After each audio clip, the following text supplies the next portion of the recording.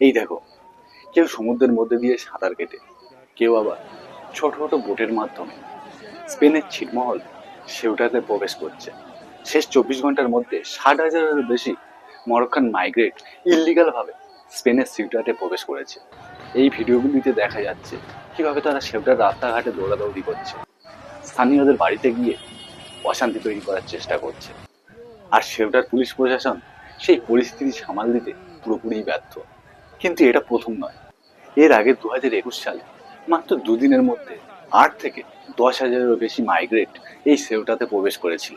আমরা জানি আফ্রিকা থেকে যে সকল মানুষগুলো মাইগ্রেট হন তারা প্রথমে এই স্পেনের সিউটার মাধ্যমে স্পেনের মূল ভূখণ্ডে প্রবেশ করে এবং সেখান থেকে পুরো ইউরোপে ছড়িয়ে পড়ে। কিন্তু এখানে একদিনে এত সংখ্যক ইমিগ্রেশনের হিড়িক উঠল কেন? তার পেছনে রয়েছে সাম্প্রতিক স্পেনের সুপ্রিম কোর্টের একটা অদ্ভুত রায়, যেখানে বলা হয়েছে সমুদ্রপথে স্পেনে যদি কেউ প্রবেশ করে তাকে সঙ্গে সঙ্গে ফেরত পাঠানো যাবে না। তারা স্বাভাবিক প্রক্রিয়া অনুসরণ করে আশ্রয়ের জন্য অ্যাপ্লাই করতে পারবে।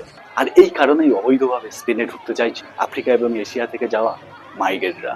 কিন্তু এখানে একটা প্রশ্ন থেকে যায়, এরা তো উন্নত জীবনযাত্রা, শিক্ষা এবং ইনকামের আশায় ইউরোপের বিভিন্ন দেশে ঢোকে, কিন্তু যখন তারা পার্মানেন্ট রেসিডেন্ট পেয়ে যায় সেই সব দেশে, তারা সেই দেশের আইনকে মানতে চায় না।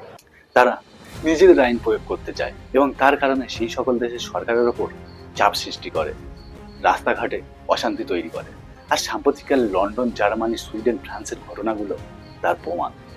সেই জন্য স্পেন সরকারের এই অতিরিক্ত উদার অভিবাসন নীতি ও সাম্প্রতিক সংকটের কারণে ইতালি ও ফ্রান্সের মতো প্রতিবেশী দেশগুলো ক্ষোভ প্রকাশ করেছে এবং ইতালির প্রধানমন্ত্রী জর্জিয়া মেলোনি স্পেনের সাথে মুক্ত সীমান্ত বা সেনজেন চুক্তি স্থগিত করারও হুমকি দিয়েছেন।